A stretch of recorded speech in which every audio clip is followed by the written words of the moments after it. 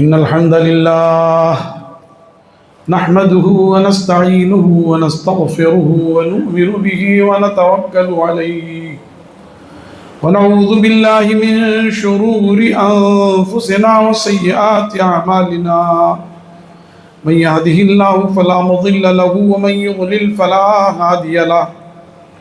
وأشهد أن لا إله إلا الله وحده لا شريك له وأشهد أن محمدًا عبده ورسوله يا أيها الذين آمنوا اتقوا الله حق تقاته ولا تموتن إلا وأنتم مسلمون يا أيها الناس اتقوا ربكم الذي خلقكم من نفس واحدة وخلق منها زوجها وبث منهما رجالا كثيرا ونساء واتقوا الله الذي تساءلون به والأرحام إن الله كان عليكم رقيبا يا أيها الذين آمنوا اتقوا الله وقولوا قولا سديدا يصلح لكم أعمالكم ويغفر لكم ذنوبكم ومن يطع الله ورسوله فقد فاز فوزا عظيما أما بعد فإن خير الحديث كتاب الله وخير الهدي هدي محمد صلى الله عليه وسلم وشر الأمور محدثاتها وكل محدثة بدعة وكل بدعة ضلالة وكل ضلالة في النار. أعوذ بالله السميع العليم من الشيطان الرجيم من همزه ونفخه ونفثه. بسم الله الرحمن الرحيم. قاف والقرآن المجيد بل عجبوا أن جاءهم منذر منهم فقال الكافرون هذا شيء عجيب أإذا متنا وكنا ترابا ذلك رجع بعيد قد علمنا ما تنقص الأرض منهم وعندنا كتاب حفيظ بل كذبوا بالحق لما جاءهم فهم في أمر مريج أفلم ينظروا إلى السماء فوقهم كيف بنيناها وزيناها وما لها من فروج والأرض مددناها وألقينا فيها رواسي وأنبتنا فيها من كل زوج بهيج تبصرة وذكرى لكل عبد منيب. وقال تعالى وَلَقَدْ كَرَّمْنَا بَنِي آدَمَ وَحَمَلْنَاهُمْ فِي الْبَرِّ وَالْبَحْرِ وَرَزَقْنَاهُمْ مِنَ الطَّيِّبَاتِ وَفَضَّلْنَاهُمْ عَلَى كَثِيرٍ مِّمَّنْ خَلَقْنَا تَفْضِيلًا. حمد و ثنا عظمتوں کی اولیائی بڑائی و بزرگی اللہ رب العالمین و احکم الحاکمین کو لائق و زیبا ہے، جو کائنات کا خالق و مالک و مدبر ہے، جس نے تمام مخلوقات کو پیدا کر کے انہیں ان کا مناسب اور جائز مقام عطا فرمایا، جس نے انسانوں کو اپنی تمام مخلوقات کے درمیان مقام بلند عطا فرمایا، اسے سوچنے سمجھنے کی صلاحیت عطا فرمائی، غور و فکر کا سلیقہ سکھایا، اچھے برے کی تمیز بتائی، جائز ناجائز کی پہچان سکھلائی، اور پھر اسے اپنی شریعت کا مکلف بنایا. اپنی شریعت دین اسلام اللہ تعالیٰ نے اپنے برگزیدہ بندوں کے ذریعے ہر دور میں بنی نوع انسان کے لیے بھیجا. تمام انبیاء کرام صلوات اللہ علیہم والتسلیم نے اپنی اپنی قوموں میں دعوت کا کام کیا، اللہ کا دین اللہ کے بندوں تک پہنچایا. اللہ نے جو احکام انہیں وحی کیے بلا کم و کاست، بغیر کسی کمی بیشی کے اللہ کے بندوں تک پہنچایا، اس پر عمل کر کے دکھایا. سب سے آخر میں سیدنا جناب محمد الرسول اللہ صلی اللہ علیہ وآلہ وسلم تشریف لائے۔ آپ کی ذات مبارکہ پر رسالت کے سلسلے کو ختم فرمایا۔ آپ کے رسالت پر دین کی تکمیل فرمائی، اور دین کی تکمیل کو اللہ تعالیٰ نے بڑا انعام قرار دیا۔ اب آپ کے بعد کوئی نبی آنے والا نہیں، اس لیے بلا کم و کاست، بغیر کسی کمی بیشی، بغیر کسی حذف و اضافہ کے اللہ کے رسول صلی اللہ علیہ وسلم نے بندوں تک اللہ کا دین پہنچایا۔ اور آپ کی شریعت آ جانے کے بعد سابقہ تمام شریعتیں منسوخ ہو گئیں۔ آپ کی رسالت کے بعد سابقہ تمام رسالتیں منسوخ ہو گئیں۔ قرآن پاک کے نازل ہونے کے بعد سابقہ تمام آسمانی کتابیں منسوخ ہو گئیں۔ ہمارا ایمان ہے کہ تمام انبیاء اللہ کے بھیجے ہوئے تھے، انہوں نے اللہ کے حکم کو بندوں تک پہنچایا۔ ان کی شریعت اس دور میں لازم العمل تھی، لیکن رسول اللہ صلی اللہ علیہ وسلم کے بعد، آپ کی بعثت کے بعد، اب وہ شریعتیں منسوخ ہو گئیں، وہ کتابیں منسوخ ہو گئیں۔ اولاً زمین پر جو بھی کتابیں تھیں، لوگوں نے اپنی دریدہ ذہنی سے، اپنی مجرمانہ حرکت سے ان کتابوں میں رد و بدل کیا، تحریف کی، چاہے وہ تورات ہو، چاہے وہ انجیل ہو۔ یہی دو کتابیں اس وقت معروف ہیں، ورنہ زبور بھی تھی، صحیفہ ابراہیم تھی۔ اور آسمانی کتابوں کے تعلق سے مفسرین لکھتے ہیں کہ 304 آسمانی کتابیں اللہ تعالیٰ نے اتاری، اور رسولوں کی تعداد 315 یا 318 یا 313 تھی۔ بعض رسولوں پر وہ کتابیں دوبارہ اتاری گئی، بقیہ اور انبیاء تھے جن کی تعداد اللہ ہی کو صحیح معلوم ہے۔ وہ سب کتابیں اب منسوخ ہو گئی۔ اب اگر لازم العمل ہے تو صرف قرآن پاک ہے، اگر لازم العمل ہے تو شریعت محمدی ہے۔ جب اللہ تعالیٰ نے انسانوں کو تمام مخلوقات میں اشرف اور برتر بنایا، اسے سوچنے سمجھنے کی صلاحیت عطا فرمائی، فکر و شعور کی دولت سے مالا مال کیا، تو انسان کی ذمہ داری ہے کہ وہ اللہ کی نازل کردہ شریعت پر عمل کرے،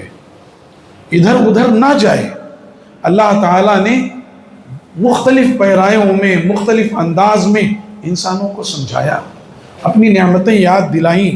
اپنے انعامات یاد دلائے، اور انعامات یاد دلا کر اسے فہمائش کی، اسے سمجھایا کہ وہ اللہ کے حقوق ادا کرے، اللہ کی مرضی کے مطابق زندگی گزارے۔ چنانچہ اللہ تعالیٰ نے فرمایا وَلَقَدْ كَرَّمْنَا بَنِي آدَمَ، تحقیق کی ہم نے بنی آدم کی تکریم کی۔ آپ تمام جانوروں کو دیکھیے، سب پڑے ہوئے ہیں، گائے، بیل، بھینس، بکری، دمبا، اور بھی چلنے والے، رینگنے والے درندے، پرندے، چرندے جو بھی ہیں، سب پڑے ہیں۔ سب اس طرح ایک انسان ہے جو کھڑا ہے، اور انسان کو اللہ تبارک و تعالیٰ نے متناسب الاعضاء بنایا۔ اللہ نے فرمایا وَلَقَدْ خَلَقْنَا الْإِنسَانَ فِي أَحْسَنِ تَقْوِيمٍ، اور تحقیق کی ہم نے انسان کو بہترین نقشے میں، بہترین شکل و صورت میں پیدا کیا۔ اب اگر انسان نے اپنے رب کی ان نعمتوں کا حق ادا کیا، ان نعمتوں پر وہ شکر کرتا رہا، ان نعمتوں کو صحیح معنوں میں استعمال کرتا رہا، تو إِلَّا الَّذِينَ آمَنُوا وَعَمِلُوا الصَّالِحَاتِ ہے۔ اور اگر انسان نے چوری کی، خیانت کی، بدماشی کی، اللہ کی نعمتوں کی ناشکری کی، کفران نعمت کیا، تو ثُمَّ رَدَدْنَاهُ أَسْفَلَ سَافِلِينَ، ہم نے انسان کو بہترین نقشے میں پیدا کیا، لیکن جب اس نے اپنی مجرمانہ ذہنیت کو استعمال کیا، اللہ کی نعمتوں کی ناقدری کی، اللہ کی نعمتوں کو غلط انداز میں اس نے برتا تو ہم نے اس کو اسفل سافلین میں پہنچا دیا، تحت الثری میں ہم نے پہنچا دیا اس کو، دنیا میں بھی تحت الثری میں پہنچا دیا اور آخرت میں بھی تحت الثری میں پہنچا دیا۔ لیکن جن لوگوں نے اللہ کی نعمتوں کی قدر کی، اس کو صحیح معنوں میں برتا، اس کے مطابق عمل کرتے رہے، تو ان کے لیے الا الذین آمنوا وعملوا الصالحات، سوائے ان لوگوں کے، ان کا مقام آج بھی بلند ہے، رب کے ہاں بھی بلند ہے اور دنیا میں بھی بلند ہے۔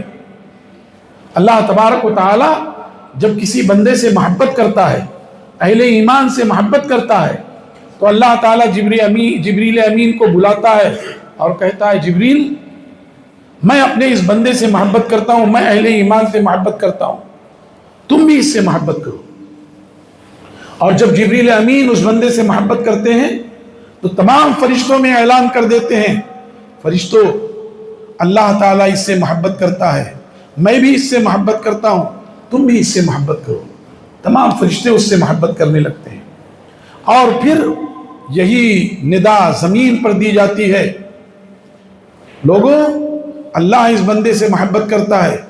میں بھی محبت کرتا ہوں، سارے فرشتے محبت کرتے ہیں، تم بھی اس سے محبت کرو۔ اور پھر اللہ تبارک و تعالی اس کے لیے لوگوں کے دلوں میں محبت پیدا کر دیتا ہے۔ اللہ تعالیٰ فرماتے ہیں ان الذین آمنوا وعملوا الصالحات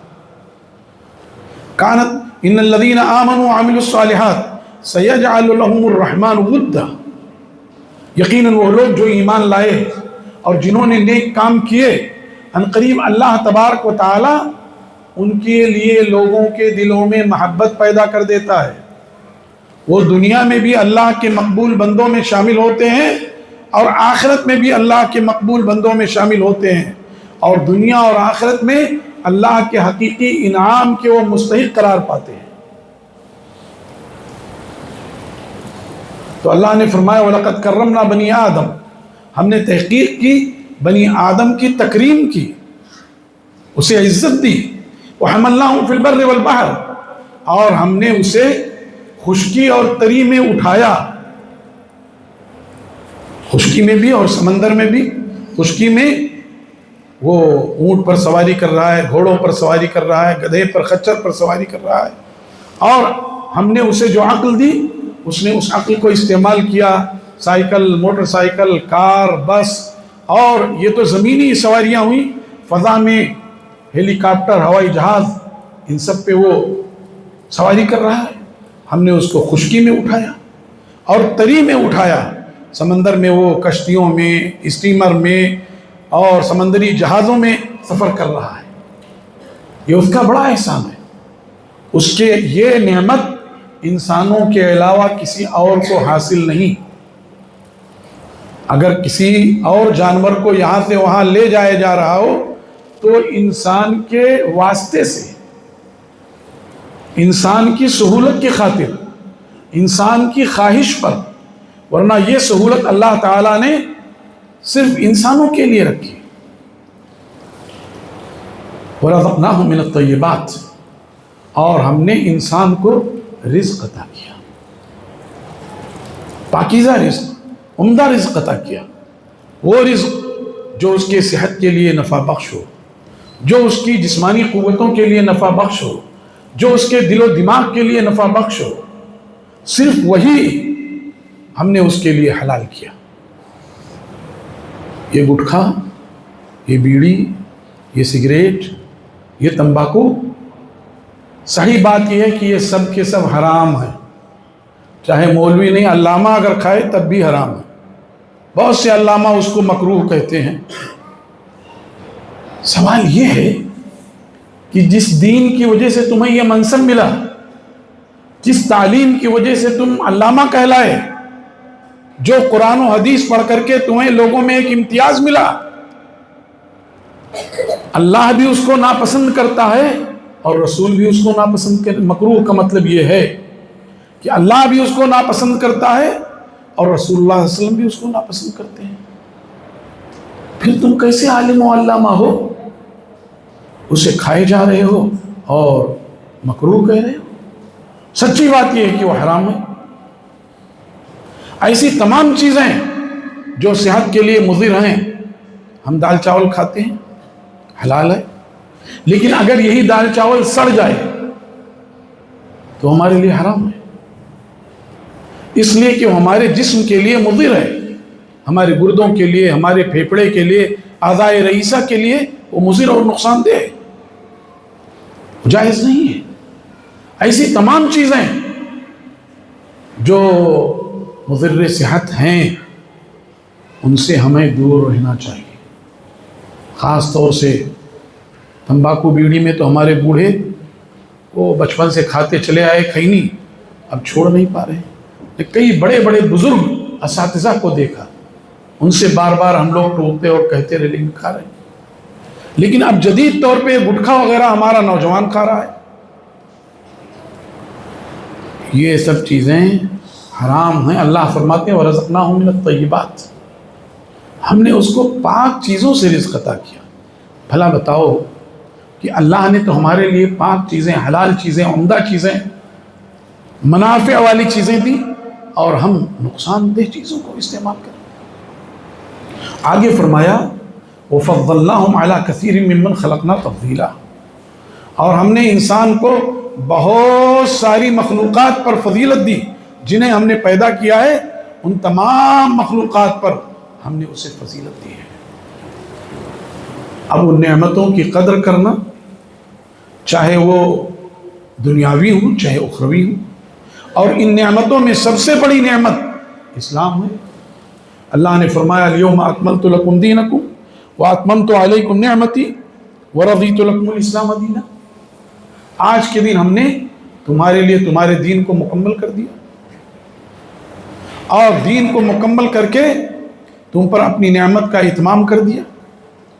اور تم سے دین اسلام سے راضی ہوں۔ گویا دین اسلام سب سے بڑی نعمت ہے، اس لیے اس کو اس کے صحیح معنوں میں استعمال کرنا اور برتنا چاہیے۔ اسلام کو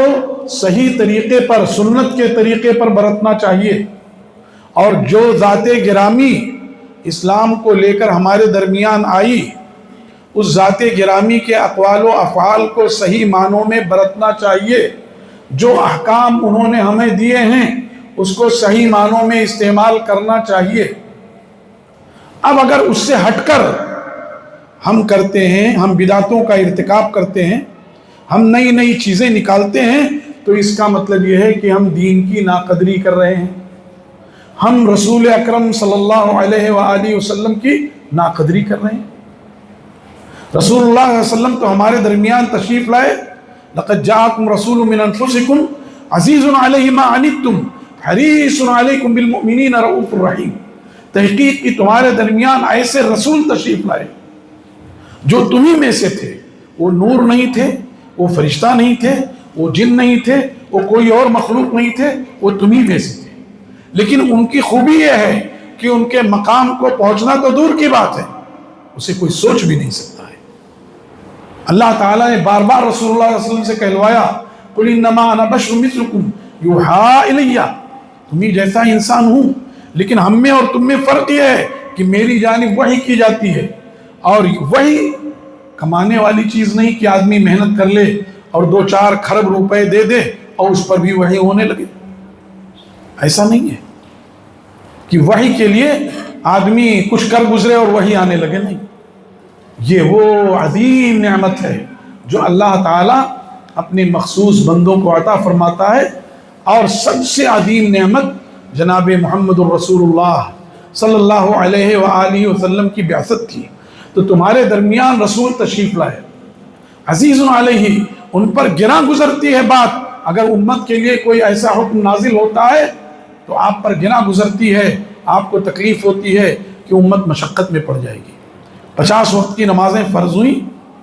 اللہ تعالیٰ سے جا کر کے درخواست کی، استدعا کیا، اس سے گھٹی 25 ہوئی، تب بھی آپ نے التجا کی، اس سے بھی کم ہوئی تب بھی آپ نے 3-4 مرتبہ آپ آتے جاتے رہے، اور آخر میں جب 5 وقت کی نماز فرض ہوئی، ممکن ہے کہ آپ اس کے بعد بھی جاتے، لیکن اللہ تبارک و تعالیٰ نے کہہ دیا یہ خمس وہی خمسون ولا یبدل القول لدی، اب یہ 5 ہے اور 50 کے برابر ہے، اور اے محمد اب سن لو لا یبدل القول لدی، بات میرے پاس اب بدلتی نہیں ہے، مہر لگا دیا اللہ تعالیٰ نے، اس لیے آپ پھر دوبارہ تشریف نہیں لے گئے۔ عزیز علیہ ما عنتم، آپ پر تکلیف ہوتی ہے اگر امت کے لیے کوئی چیز جو ہے پریشانی کا سبب ہو، مشقت کا سبب ہو۔ حریص علیکم، تم پر تمہاری ہدایت کے حریص ہیں، چاہتے ہیں کہ مسلمان ہمیشہ راہ راست پر رہیں۔ حریص علیکم، ہم اس نقطے پر غور نہیں کرتے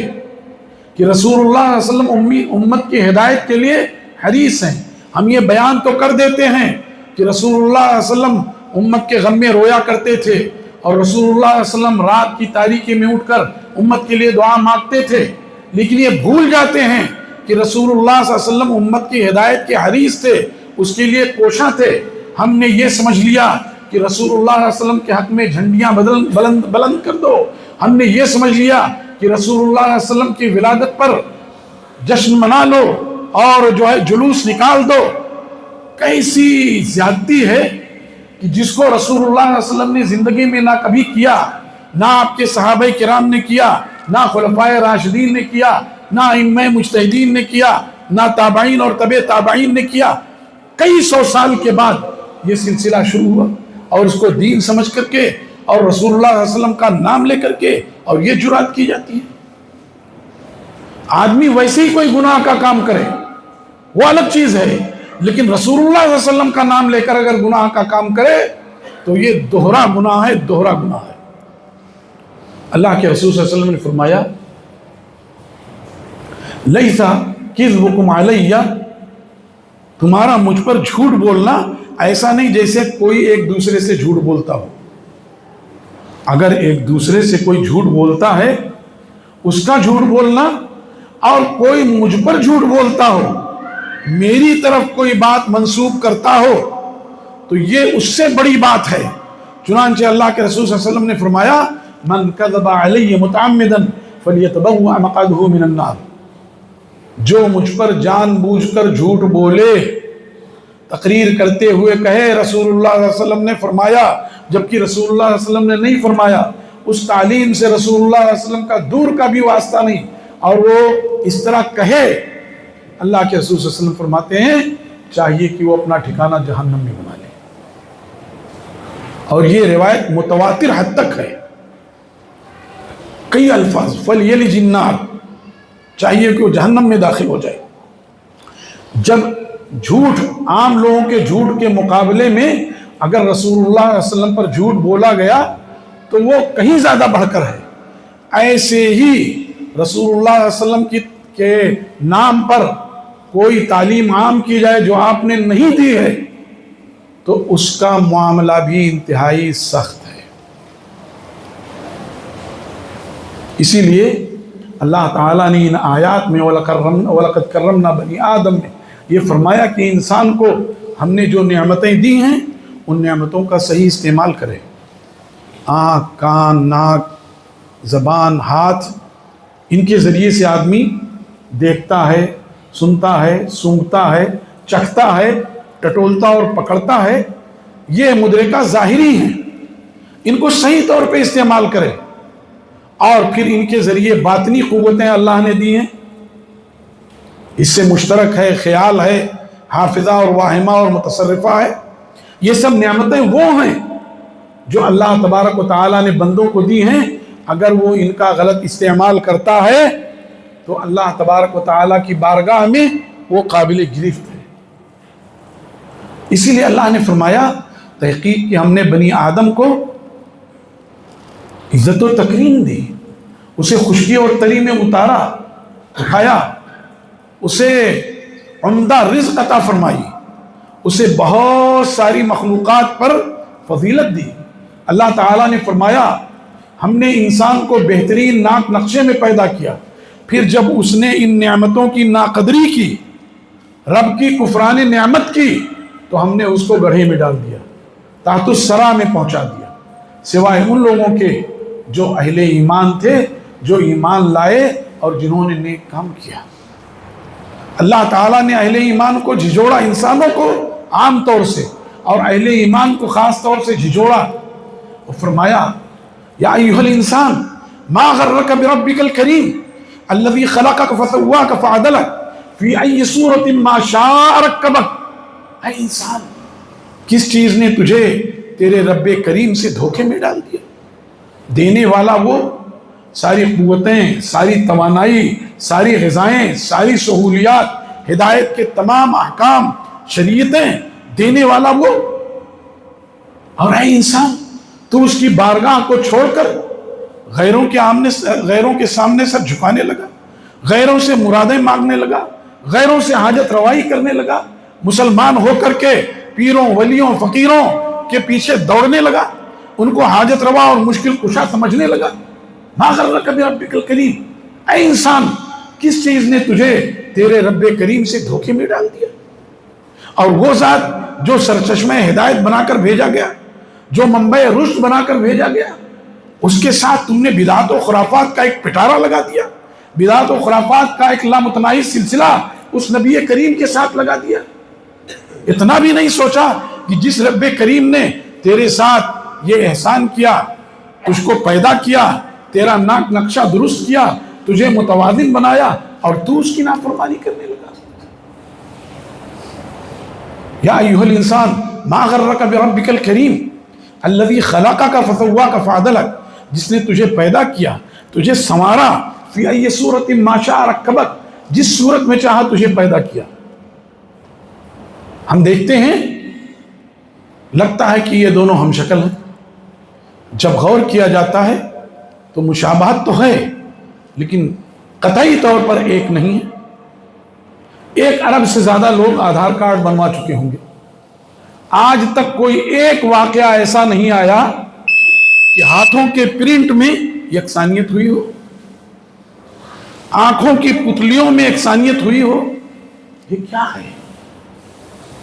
یہ اس بات کی دلیل ہے کہ انسان پکار اٹھے فتبارک اللہ احسن الخالقین۔ انتہائی بابرکت ہے اللہ تبارک و تعالی جو بہترین پیدا کرنے والا ہے۔ تو میرے بھائیوں، رب نے ہماری تکریم فرمائی، ہمیں اعضاء اور جوارح سے نوازا، تمام مخلوقات پر ہمیں فضیلت دی۔ اپنی ذمہ داری یہ بنتی ہے کہ اس کے نعمتوں کا شکر ادا کریں، اس کے جناب میں ہر حال میں حاضر رہیں، اس کے سامنے عاجزی اور تضرع کریں، اس سے روئیں اور گڑگڑائیں، اپنی غلطیوں، خامیوں اور کمیوں کا کفارہ توبہ اور استغفار کی صورت میں ادا کریں، اور رسول اللہ صلی اللہ علیہ وسلم جس مقصد سے بھیجے گئے، رسول اللہ صلی اللہ علیہ وسلم کے مقصد بعثت کو سمجھیں اور اس کے مطابق عمل کریں۔ یہی اہل ایمان کا شعار اور یہی ایک سچے مسلمان کی نشانی ہے۔ اللہ تعالیٰ سے دعا ہے کہ اللہ تعالیٰ ہمیں اپنی نعمتوں کے قدر کرنے کی توفیق عطا فرمائے، ہمیں اپنی نعمتوں کو صحیح طور پر برتنے کی توفیق عطا فرمائے، اللہ اپنے حقوق ادا کرنے کی توفیق عطا فرمائے، اپنے حبیب اور خلیل جناب محمد الرسول اللہ صلی اللہ علیہ وسلم کے حقوق ادا کرنے کی توفیق عطا فرمائے، جب تک زندہ رکھے ایمان، توحید اور شریعت محمدی پر قائم و دائم رکھے، اور جب ہمارا خاتمہ ہو تو ایمان، توحید اور شریعت محمدی ہی پر ہمارا خاتمہ ہو، اور جب اٹھائے جائیں تو رسول اللہ صلی اللہ علیہ وسلم کی شریعت پر اٹھائے جائیں۔ سبحان ربک رب العزت عما یصفون وسلام علی المرسلین والحمد للہ رب العالمین، وصلی اللہ وسلم وبارک علی نبینا محمد وعلی آلہ وصحبہ اجمعین ومن تبعہم بإحسان الی یوم الدین۔